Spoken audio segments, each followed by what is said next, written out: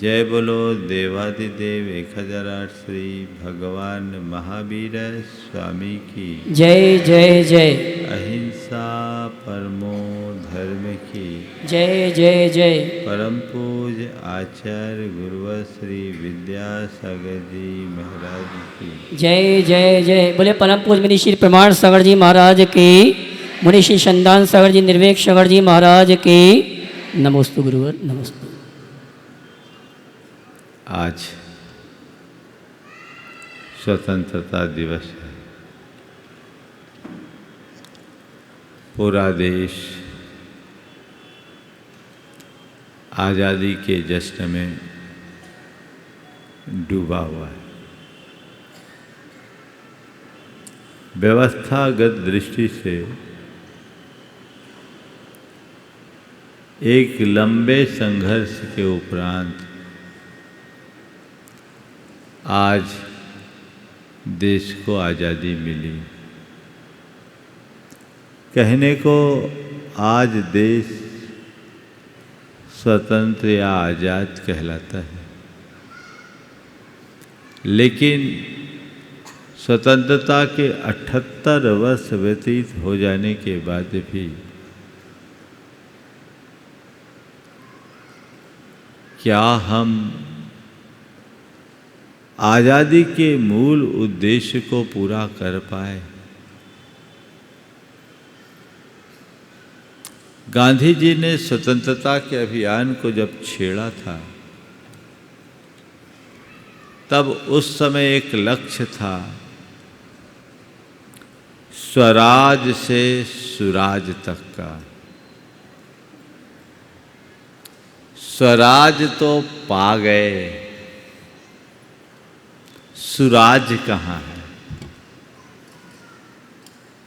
स्वराज पा गए पर सुराज कहाँ है? अगर देखा जाए तो कहने को देश कई स्तरों में आगे बढ़ा है। ऐसा कहा जाता है कि देश विश्व की 5वीं आर्थिक शक्ति में अपना स्थान बना लिया, पर अन्य बातों को देखा जाए तो ऐसा लगता है कि देश अभी भी बहुत पिछड़ा हुआ है। अभी भी देश में गरीबी है, अशिक्षा है, बेरोजगारी है, भुखमरी है, भ्रष्टाचार है, अपराध है। ये सब प्रवृत्तियां जहां बनी रहे, वहां हम सुराज की क्या बात करें?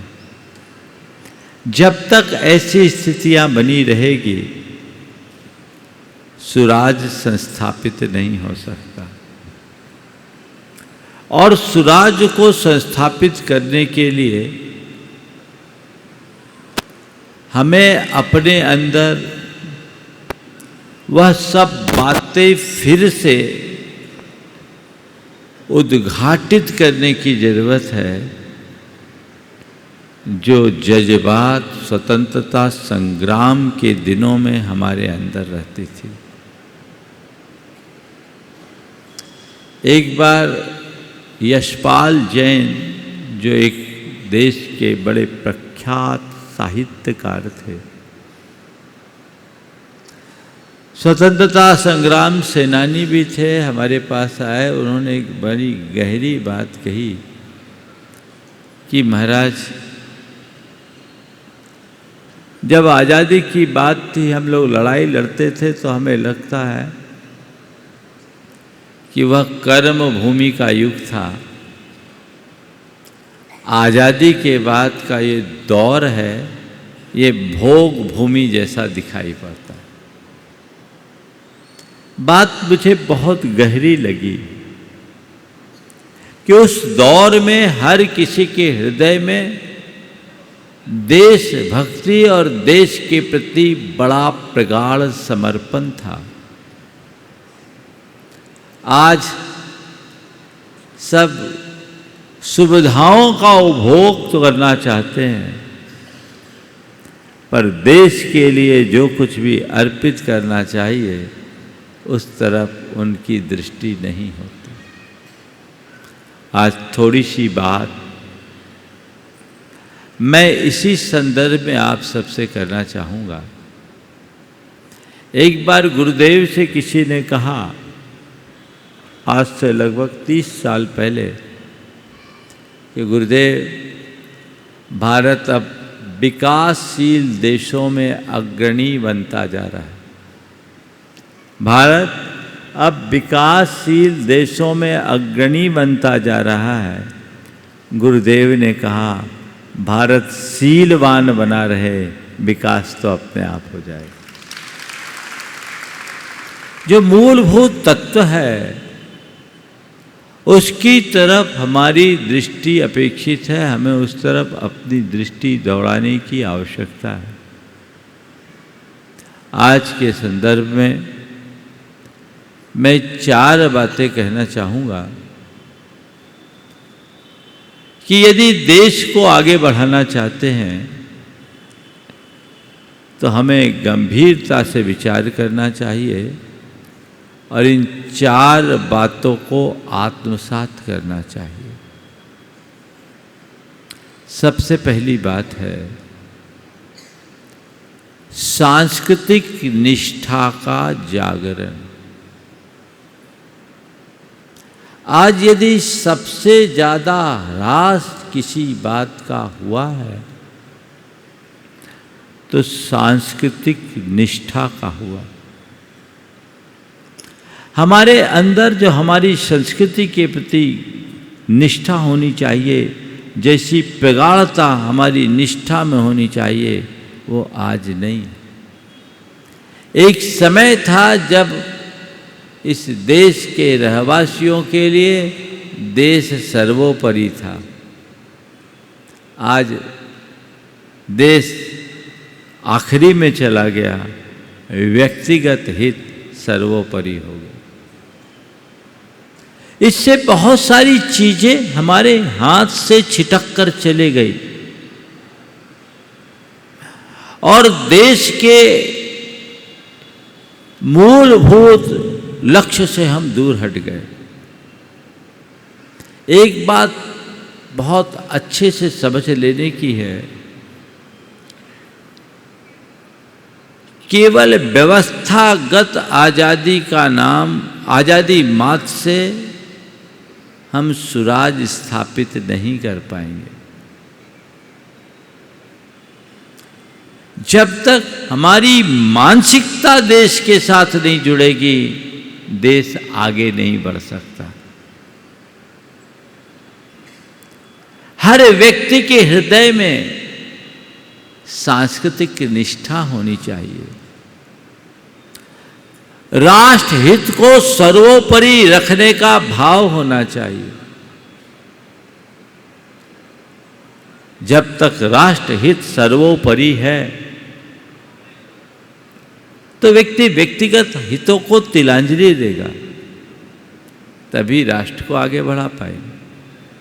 लेकिन आजकल इन बातों में दिनों दिन कमी आते जा रही है और देश में निष्ठावान लोगों की जगह गद्दारों की संख्या बढ़ते जा रही है। अब निष्ठावान ईमानदार व्यक्ति को ढूंढना बड़ा कठिन सा होता जा रहा है। व्यवस्थाएं बहुत बदल गई। आज से 78 साल पहले जब देश पराधीन था, व्यवस्थाएं विदेशी हुकूमतों के हाथ में थी, परतंत्र थी। लेकिन उस काल में देश भले पराधीन था, हमारी चेतना स्वाधीन थी।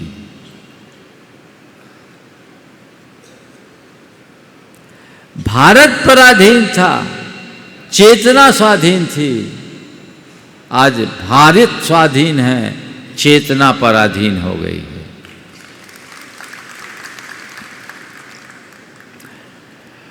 भारत आजाद कैसे हुआ?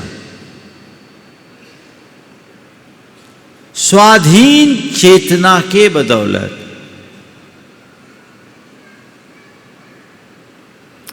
एक ब्रिटिश कंपनी थी,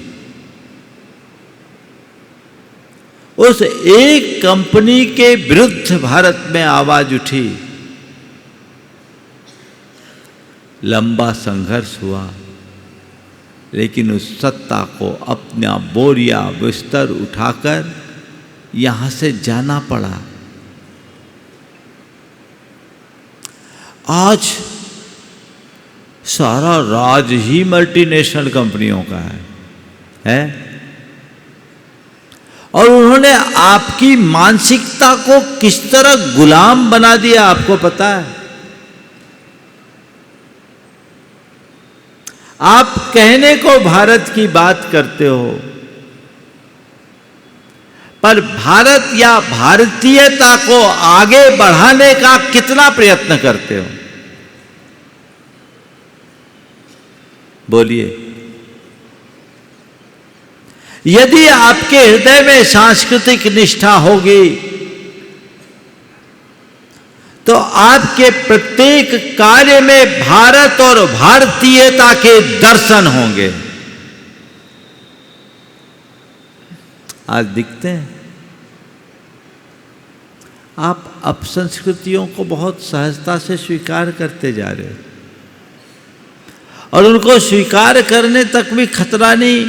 तकलीफ तो तब है जब अपनी बात को आप छोड़ते जा रहे हो। आप संस्कृतियों को अपनाना और संस्कृति से विमुख होना विकृति का सबसे बड़ा उदाहरण है।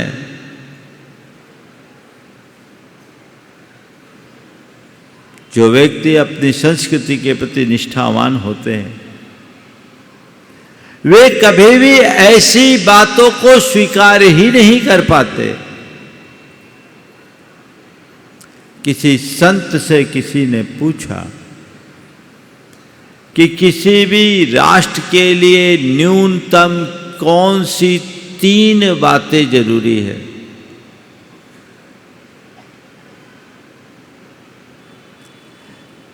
कम से कम ऐसी कौन सी 3 बातें जरूरी है जो किसी भी राष्ट्र की सुरक्षा स्थिरता के लिए आवश्यक है? तो उन्होंने कहा सेना, अनाज और आस्था। सेना, अनाज और आस्था। पूछा गया यदि इसमें से किसी एक की कमी हो, बोले सेना के अभाव में अनाज और आस्था से राष्ट्र चल जाएगा। और यदि 2 की कमी है तो बोले सेना भी ना हो, अनाज भी नहीं हो, तो भी आस्था हो तो राष्ट्र चल जाएगा, और सब कुछ हो और आस्था नहीं तो राष्ट्र तहस नहस हो जाएगा। जिस समय देश परतंत्र था हमारे सामने बहुत सारी समस्याएं थी। एक जमाने में खाद्यान्न की समस्या के लिए लाल बहादुर शास्त्री ने यह भी कहा था कि सप्ताह में हम एक दिन एक टाइम खाएं ताकि हमारे देश में अन्न का भार कम हो। ये स्वर किसके थे? ये सांस्कृतिक निष्ठा के थे। हमारा देश ऐसा देश है जहां घास की रोटी खा करके भी राष्ट्र रक्षा के लिए समर्पित राणा प्रताप जैसे महापुरुष हुए। ये किसके बल पर ये शक्ति किसने दी? ये शक्ति हमारी निष्ठा की शक्ति है। अगर ऐसी निष्ठा है तो जीवन में सब कुछ है, और ये निष्ठा का भाव तो सब कुछ खत्म। अब कहाँ है सांस्कृतिक निष्ठा? सांस्कृतिक निष्ठा अगर आपके अंदर है तो आपका व्यवहार अलग दिखेगा।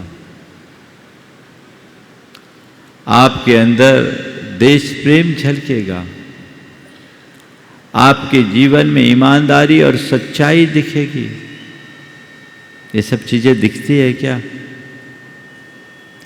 निष्ठावान लोगों का घोर अभाव हो रहा है। एक आदमी को एक जिन्न ने परेशान कर रखा था। बहुत दिन से जिन्न परेशान करता था। वो कहता था हमको कोई काम बताओ। अब कोई भी काम बताए, घंटा भर आध घंटा में कर आया, फिर बोले कोई काम बताओ। घंटा आध घंटा में पूरा करे, फिर बोले काम बताओ। 24 घंटे आए, बोले काम बताओ, काम बताओ, काम बताओ। सामने वाला परेशान, काम बता बता के काम हो तब तो बताए। वो एक दिन अपने एक गुरु के पास गया और कहा ये जिन्न परेशान कर रहा है, बोलता काम बताओ, काम बताओ, काम बताओ, आप कोई काम तो बताओ। तो उसने कहा एक काम कर, जाओ उससे बोलो कि किसी ईमानदार नेता को ढूंढ लाओ। किसी ईमानदार नेता को ढूंढ लाओ।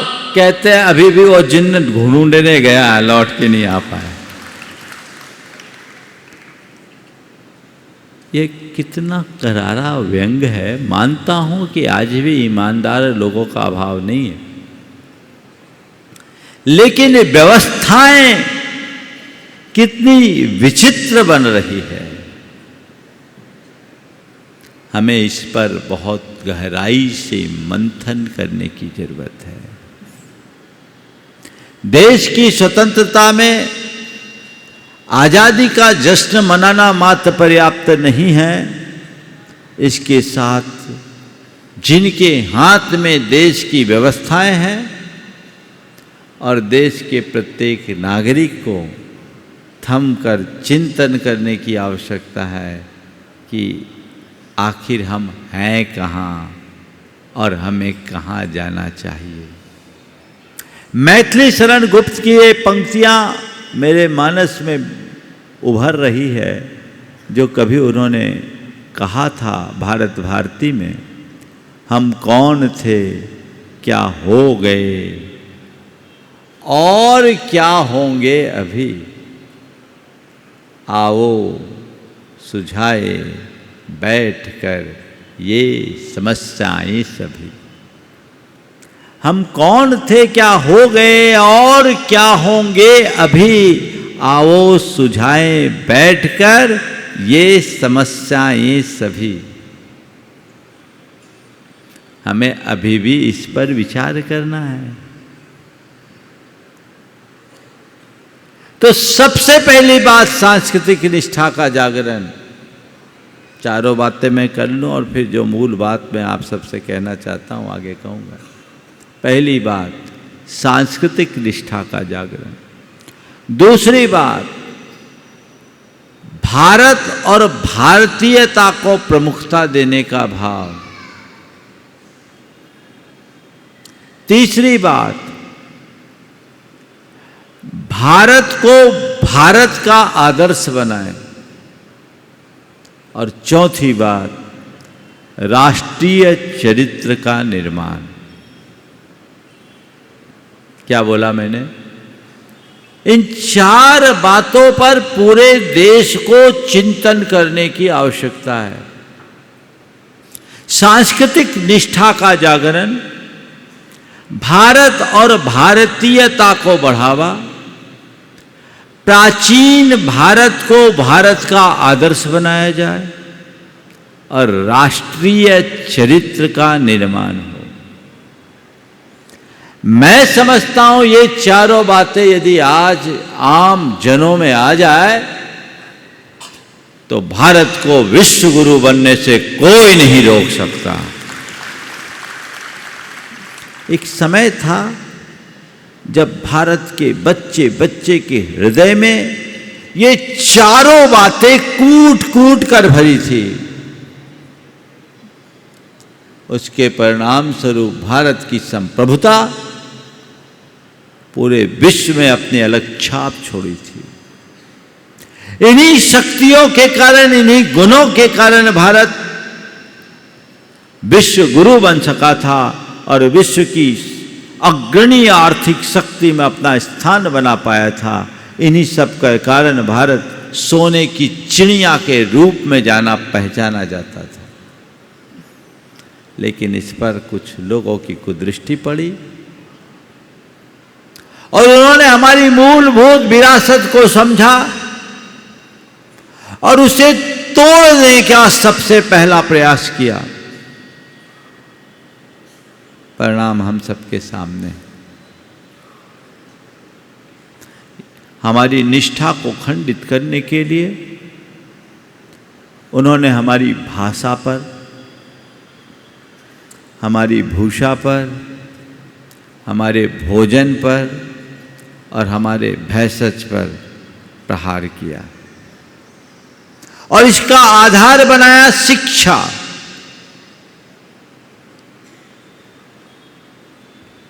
सबसे पहले हमारी शिक्षा तंत्र को प्रभावित किया गया।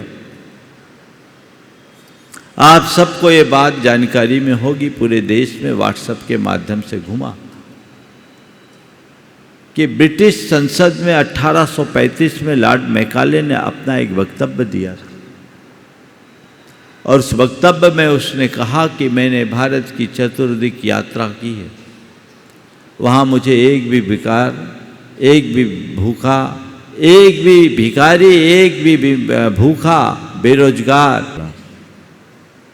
ये लॉर्ड मैकाले का 1835 में ब्रिटिश संसद को दिए गए वक्तव्य का अंश है और उसमें उन्होंने लिखा कि इसका सबसे बड़ा जो आधार है वो भारतीयों की भारत के प्रति रहने वाली निष्ठा।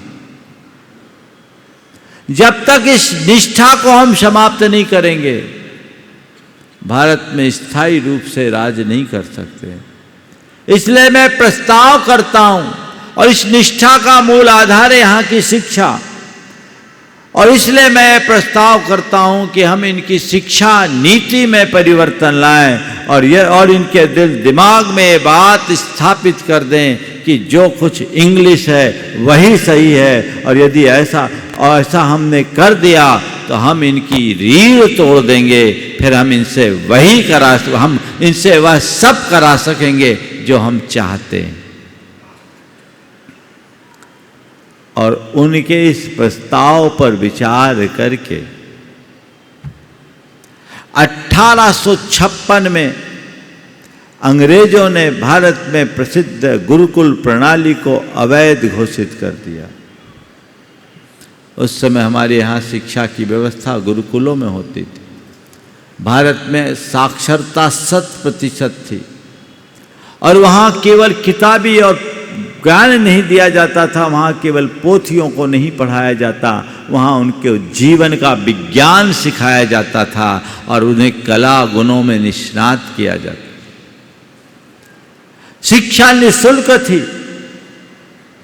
हर गांव में जितने भी वहाँ के श्रेष्ठी जन होते थे, राजा लोग होते थे, वो शिक्षा का अर्थभार स्वीकार करते थे। स्त्री पुरुष सब समानता से शिक्षा ग्रहण करते थे और ये व्यवस्था वहाँ लंबे समय तक चलती थी। हर व्यक्ति को उसकी योग्यता के अनुसार उसके कला और गुणों में निष्णात किया जाता था और पढ़ लिख जाने के बाद वो अपना और अपने परिवार का पेट पालने में समर्थ हो जाता था। अंग्रेजों ने देखा कि ऐसे तो इनको हम बदल नहीं पाएंगे। उनने शिक्षा की नीति बनाई, नई शिक्षा नीति आई और उनको एक अदद आदमियों की ज़रूरत थी, तो उनने बाबू बनाने वाला संस्थान खोल दिया विद्यालयों के नाम पर। यहाँ लोग पढ़ेंगे लिखेंगे, हम इनको नौकरी देंगे, और आपको उनने नौकर बनाना शुरू कर दिया और धीरे धीरे आपकी मानसिकता को बदलना शुरू किया। 1856 से ये बदलाव की प्रक्रिया हुई और उसमें फिर उनने माध्यम भी अंग्रेजी शुरू कर दिया। आज उसका परिणाम है अंग्रेज चले गए, अंग्रेजियत छोड़ गए, तुम स्वाधीन हो गए, पर मानसिकता आज भी गुलाम बनी हुई है। निष्ठा खत्म। आगे कैसे बढ़ेंगे, बातें सब बड़ी बड़ी कर देते। अगर आपके हृदय में सांस्कृतिक निष्ठा है तो जो बातें गुरुदेव कहते थे देश के संदर्भ में, उन चारों बातों को याद रखो। स्वदेशी, स्वभाषा, स्वरोजगार और स्वावलंबन को बढ़ावा दो। क्या बोला? किसको बढ़ावा देना है? स्वदेशी, स्वभाषा, स्वरोजगार और स्वावलंबन। इन्हें बढ़ावा देने की जरूरत है। इन्हें आगे बढ़ाइए। आप बातें स्वदेशी की करते हैं पर साथ विदेशियों का देते हैं। बोलो, आज प्रतिदिन आपके नित्य व्यवहार में आने वाली जितनी चीजें हैं उनमें स्वदेशी ज्यादा है या विदेशी? हाँ, अब बोलो, देश को आगे बढ़ाना चाहते हैं?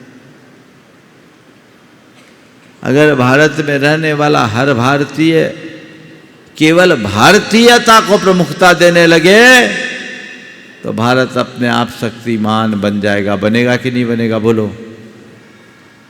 सुबह उठते हो, मंजन किससे करते हो?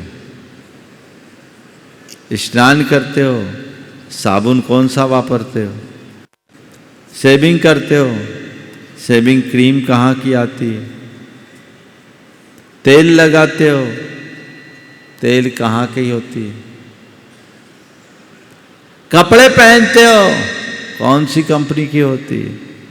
मुझे तो तब बड़ा अटपटा सा लगता है जब आजकल के जो पढ़े लिखे कहलाने वाले नौजवान हैं ना, उनकी टी शर्ट देखता हूँ, उसमें लिखा रहता यूएस पोलो, लंदन, न्यूयॉर्क। हमने कहा एक गधे कहाँ से आ गए? बता, तुम पढ़े लिखे हो, भारत में रह रहे हो और भारत के अन्न खा रहे हो, यहाँ का पानी पी रहे हो, यहाँ के हवा में जिंदा हो, और प्रचार किसका कर रहे हो? एक दिन एक चार्टर्ड अकाउंटेंट था, बहुत सुंदर टी शर्ट पहना हुआ था, उसमें लिखा था लंदन। हमने इससे पूछा, भाई ये टी शर्ट कहाँ से लाया? बोले यही मार्केट से खरीदी। अच्छा, तो कोई एडवर्टाइजमेंट कंपनी के माध्यम से खरीदा क्या? नहीं महाराज, मार्केट से खरीदा है, कोई ने गिफ्ट नहीं दिया, बहुत महंगी है महाराज, ब्रांडेड है। बोले भैया ये बात बताओ, तुम पेशे से चार्टर्ड अकाउंटेंट हो और किसी का ऐड करने का कुछ पैसा मिलता है कि पैसा दिया जाता है? झेपसी हुई उसको क्या कह रहा? देखा, बोले तुम कर क्या रहे हो? लंदन लिखा टी शर्ट पहनने में तुम गर्व का अनुभव कर रहे हो और अपने आप को भारतीय कह रहे हो। धिक्कार है तुम्हारे लिए। वो हिल गया, बोला महाराज मैंने तो कभी सोचा ही नहीं, खरीदते समय देखा, पसंद आई, ले लिया। हम बोले यही तो कमी है। क्या अच्छा होता जब हम ऐसी चीज़ों का लेना ही बंद कर देते और बेचने वालों से कहते कि भैया भारत में लंदन नहीं चलेगा, भारत में यूएस पोलो नहीं चलेगा, भारत में तो केवल भारत चलेगा क्योंकि हम भारतीय हैं। हो सकता है एक आध सभा में भी कोई ऐसे महानुभाव बैठे हों। बोलो, boss, US Polo, this is brand. भैया ब्रांड के चक्कर में मत रहो। एक बात ध्यान रखना, सबका ब्रांड होगा, पर मेरी जानकारी के अनुसार अभी तक कफन का कोई ब्रांड नहीं निकला। निकला है क्या? हो सकता है निकल जाए। हाँ हाँ, कफन की तैयारी की प्लानिंग होती है, धीरे धीरे हो जाएगा। क्या सोच है, बात छोटी सी है लेकिन सोच गहरी है। यदि आपकी रगों में भारत बसेगा ना, तो आपको कोई करोड़ों दे के भी ऐसा टी शर्ट पहनाना पसंद करेगा तो आप उसको हाथ जोड़ लोगे, भैया ये हमें नहीं चाहिए। पर पढ़े लिखे होने के बाद बल्कि उसको पहनने में शान, ये क्या फील है। आज जितने लोग यहां बैठे हैं तय कर ले, आज से जितने लोग घरों में सुन रहे वो तय कर ले कि आज के बाद हम ऐसे किसी भी परिधान को नहीं खरीदेंगे जिसमें विदेशों का नाम लिखा हो। तैयार है आप लोग? उठाइए हाथ, सब लोग हाथ उठा, कुछ लोग हाथ नहीं उठ रहे। ये तो कुछ हाथ क्यों नीचे भैया? नहीं खरीदेंगे। और जो बेचने वाला होगा उसको बोलेंगे तुम्हारा हम नहीं खरीदेंगे, और अभी तक जो लिया है उसको नहीं पहनेंगे। चलेगा? महाराज 20-20 हजार का टी शर्ट है, क्या करेंगे? जाने दो कूड़े में, होली जला दो उनकी। आज़ादी की लड़ाई के टाइम में विदेशी वस्त्रों की कितनी होली जली है पता है? क्या नहीं कर सकते? मानसिकता सही बनाइए, सोच को बड़ी बनाइए, तभी सुपरिणाम आएंगे। स्वदेशी को प्रमुखता दीजिए। जिन उत्पादों का स्वदेशी विकल्प है, थोड़ा महंगा भी हो तो उसे ही लीजिए। भारत सरकार ने अभी एक योजना बनाई, मेक इन इंडिया। हालांकि उसमें इंडिया लगा दिया तो अपना दिमाग पलट गया। मेक इन भारत करते तो ज़्यादा अच्छा था, और हिंदी में ही बोलते तो भारत निर्मित बना देते तो और अच्छा था। स्वदेशी को बढ़ावा देने का संकल्प मन में लीजिए। इससे आपकी सांस्कृतिक निष्ठा और राष्ट्र प्रेम दिखेगा।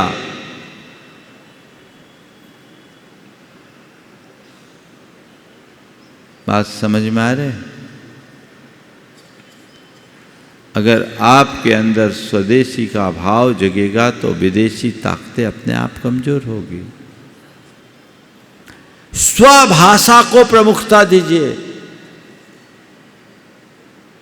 अन्य भाषाओं को आप पढ़िए, सीखिए, निषेध नहीं है। मनुष्य को अवसर अनुकूलता के अनुसार अधिक से अधिक भाषाओं को जानना और सीखना चाहिए, लेकिन प्रयोग अपनी भाषा का कीजिए। इस समय देश का बड़ा गौरव है कि ऐसे प्रधानमंत्री हैं जिन्होंने अंतर्राष्ट्रीय मंचों में भी केवल हिंदी का प्रयोग किया।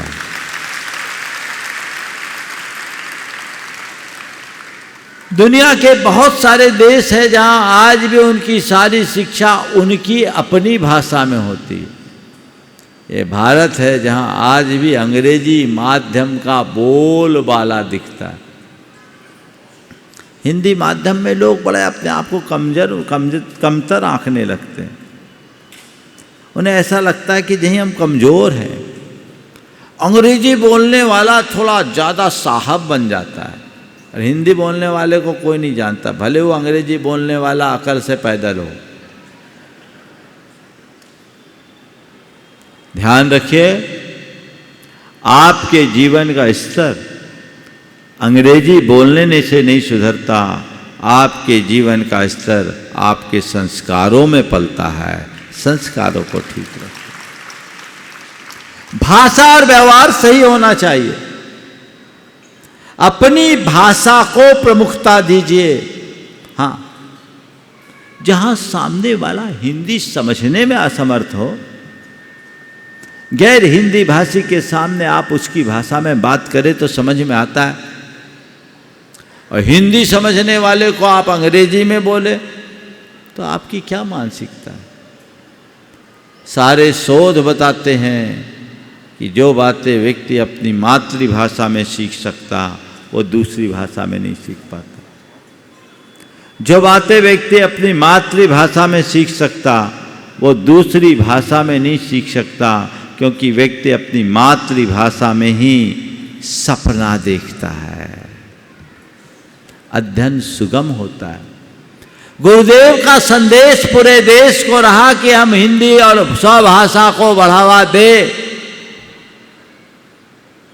उनके जाने के बाद आप सबका, हम सबका ये कर्तव्य है कि हम उस स्वभाषा को बढ़ावा दें। सरकार को भी इस पे ध्यान देना होगा। बहुत कुछ होने लगा है। मुझे मालूम पड़ा मध्य प्रदेश एक ऐसा राज्य है जहां मेडिकल की पढ़ाई में भी हिंदी माध्यम की शुरुआत हो गई। मेडिकल की पढ़ाई में ये बड़ी क्रांति है। मैं तो समझता हूँ इंजीनियरिंग में भी ऐसा हो जाए और इसका अनुकरण अन्य राज्य, अलग से माध्यम ही हिंदी हो गया और अच्छे परिणाम आ रहे हैं। ये जानकारी अभी मुझे सरकार के प्रतिनिधियों ने दिया। तो ये एक बहुत अच्छी शुरुआत है। आप लोग भी इस दिशा में आगे बढ़े। स्वभाषा कम से कम प्रयोग में तो लाए। आचार्य जी ने कहा था एक बार, एक परिवर्तन का प्रतीक बनेगा शुरुआती उदाहरण, सिग्नेचर करना बंद करे, हस्ताक्षर करना प्रारंभ करें। कितने लोग हैं जो ये चाहेंगे कि हम सिग्नेचर की जगह हस्ताक्षर करेंगे? कितने लोग? हाथ उठाओ। बैंक खोलते ही बैंक में एक एफिडेविट दो और अपने सिग्नेचर को बदलो, हस्ताक्षर लो। सब जगह दस्तावेजों में परिवर्तन करो। करना पड़ेगा, चेंज करना होगा, थोड़ी सी मशक्कत होगी, लेकिन संदेश गहरा होगा। क्या नहीं कर सकते? बोलो, कितने लोग हैं बैंक में भी परिवर्तन करेंगे? हाथ उठाओ, देखें। उठाओ, डरने का क्या काम? पहला काम, सब लोग उठाओ। अभी भी बहुत लोग हाथ बांधे बैठे साहब लोग हैं। क्या कठिनाई है इसमें? उठाओ हाथ। ये शुरुआत है, लेकिन मुझे मालूम है मानसिकता ऐसी गुलाम हो गई, जज्बात नहीं जगता मन में, तब तक परिणाम नहीं घटता। अपने देश के लिए कुछ करना चाहते हो तो तुम्हें तो करना ही पड़ेगा। ये प्रयास करना चाहिए, ये पुरुषार्थ करना चाहिए, तब कहीं जाकर के परिणाम अच्छा निकलेगा। स्वदेशी के बाद स्वभाषा, इसे बढ़ावा दे। गुरुदेव का ये जो राष्ट्रीय चिंतन था वो बहुत व्यापी था। एक आध्यात्मिक संत होते हुए भी उन्होंने जो कर्म किया वो ऋषि कर्म के साथ साथ राष्ट्र कर्म भी बन गया। राष्ट्र तभी आगे बढ़ेगा, राष्ट्र तभी आगे बढ़ेगा। हमें इसे आगे बढ़ाने की जरूरत है। स्वभाषा को प्रमुखता देना सांस्कृतिक निष्ठा की अभिव्यक्ति का दूसरा आधार। स्वरोजगार को बढ़ावा दीजिए।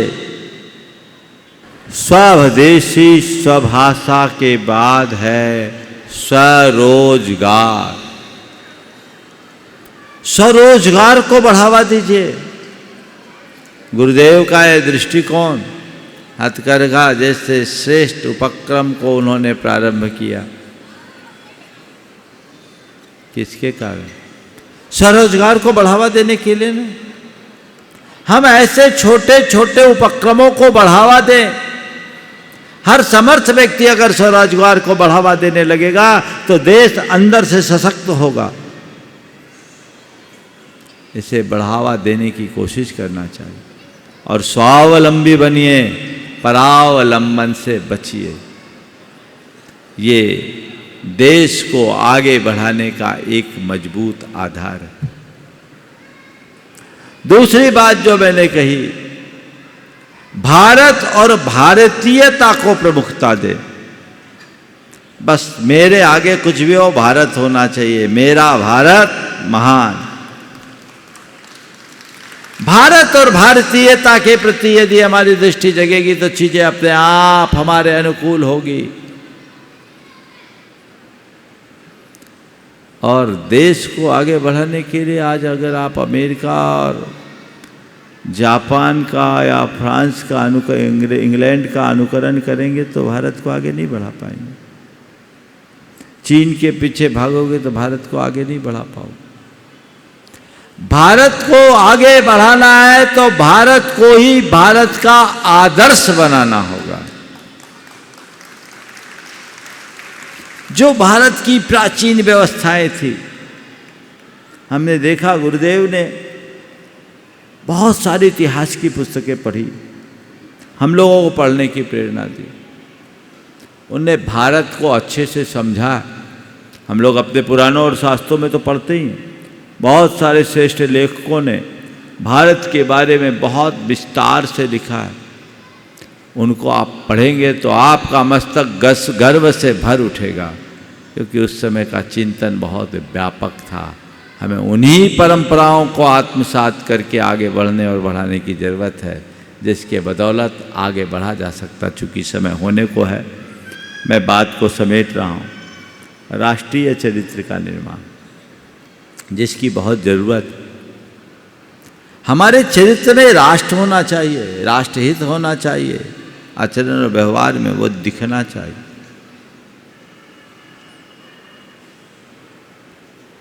काका कालेलकर